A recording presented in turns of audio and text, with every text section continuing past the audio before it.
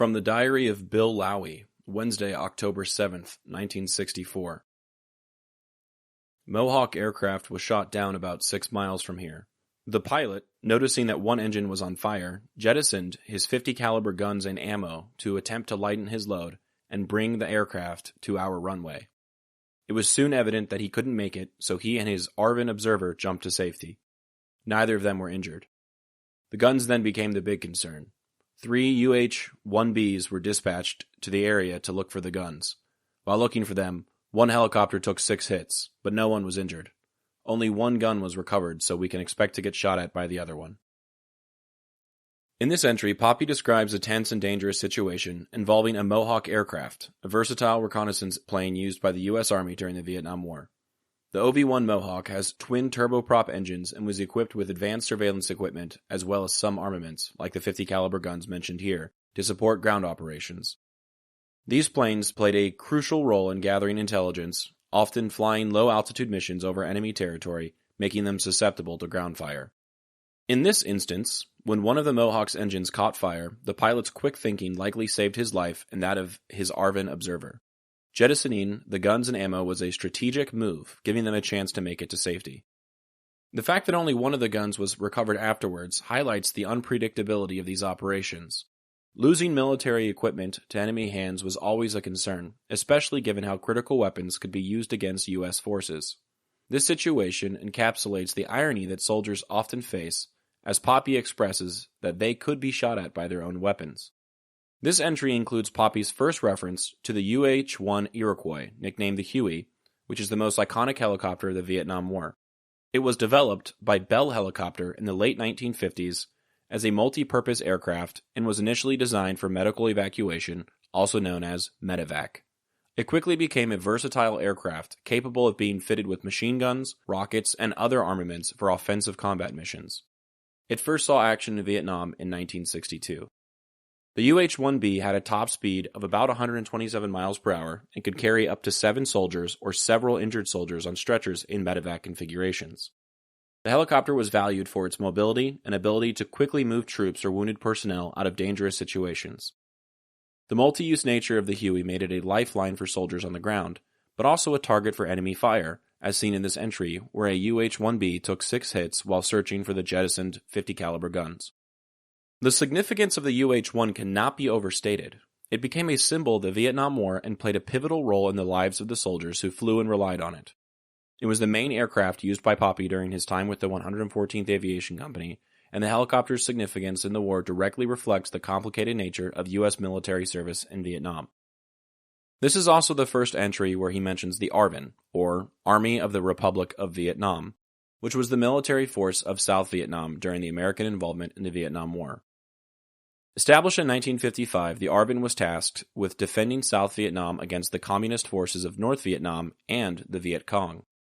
The U.S. provided significant military and logistical support to the ARVN throughout the war, and American forces often operated in close coordination with them. In fact, initially Poppy's official role during his deployment, like all other U.S. forces, was to act as an advisor to the ARVN, training them in military tactics to best defend themselves and maintain their ability for democratic self-determination. This diary entry highlights the kind of close cooperation that existed between U.S. helicopter crews and the ARVN on missions throughout the conflict. While the ARVN often bore the brunt of ground fighting, they were also used in some air operations like this one, making them key players in the broader war effort. Their presence alongside Poppy's unit underscores the complex, multinational nature of the Vietnam War and the shared risks both forces took during missions. The history of advisors working alongside the U.S. military, particularly in relation to forces like the Army of the Republic of Vietnam, stems from a long-standing U.S. strategy of using military advisors to support and train Allied forces in conflicts abroad. This practice was prominent in the Vietnam War, but has roots that go back further in U.S. military history. The modern use of U.S. military advisors dates back to the early 20th century in the Philippines, but it was formalized and expanded after World War II as the U.S. became more involved in global conflicts during the Cold War. The primary goal of using military advisors was to support Allied or proxy forces in conflicts without committing large numbers of U.S. ground troops. Instead of leading combat operations directly, advisors would focus on providing training, technical expertise, and operational support. The U.S. began sending military advisors to Vietnam in the early 1950s during the French Indochina War.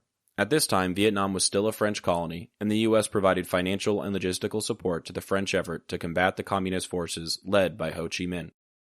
After the French defeat in 1954 and the division of Vietnam into North and South, the U.S. turned its attention to the newly formed government of South Vietnam, led by President Ngo Dinh Diem.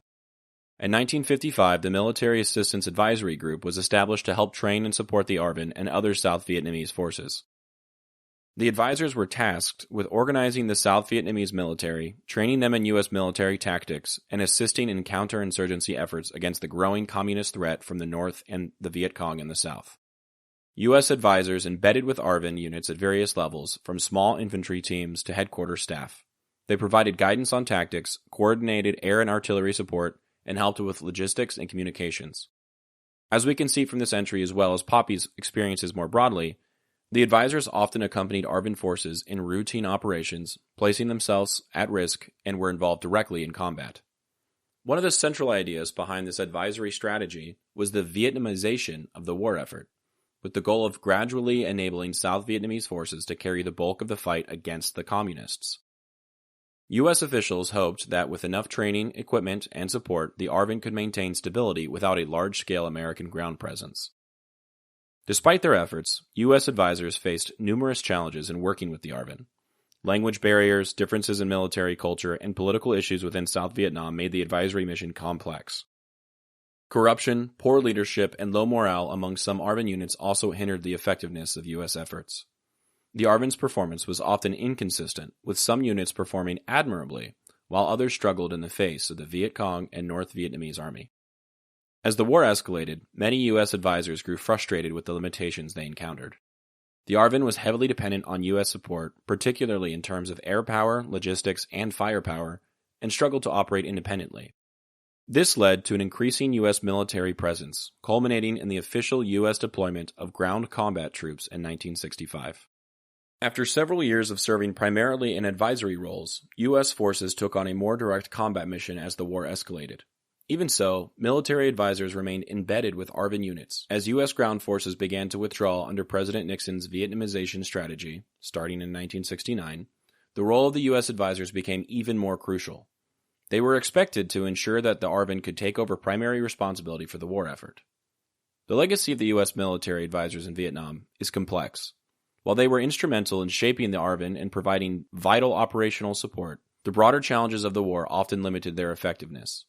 The collapse of South Vietnam in 1975, after the withdrawal of U.S. forces, revealed the limits and ultimately the failure of the advisory mission.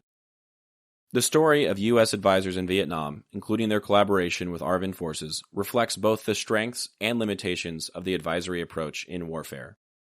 It was an effort grounded in the belief that local forces with the right training and support could sustain the fight against communism. The advisory mission in Vietnam would shape U.S. military doctrine for decades, influencing later conflicts in places like Iraq and Afghanistan, where U.S. advisors again worked to train and support local forces. As global conflicts seem to be ever-expanding, one may ask to what extent is the U.S. military playing an advisory role to contemporary forces in places like Ukraine, Israel, Syria, and elsewhere across the globe? What combat roles are these advisors serving in other countries, and in what ways are they protecting democracy and other nations' rights to self-determination?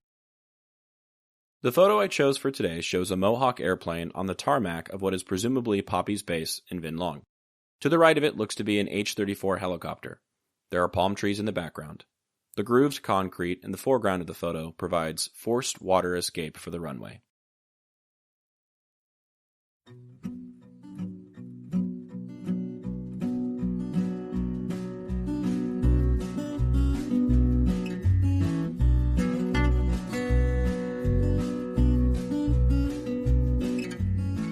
I'm Alex Lowy, and I hope you have enjoyed listening to this episode of Dearest Susie, and receiving messages from the past that my Poppy wrote exactly 60 years ago.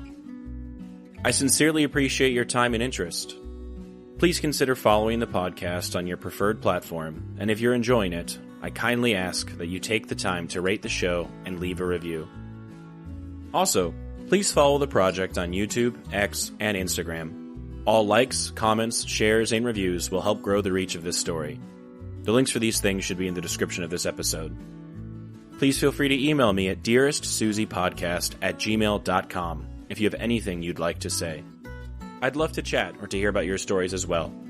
Thank you for listening, and God bless.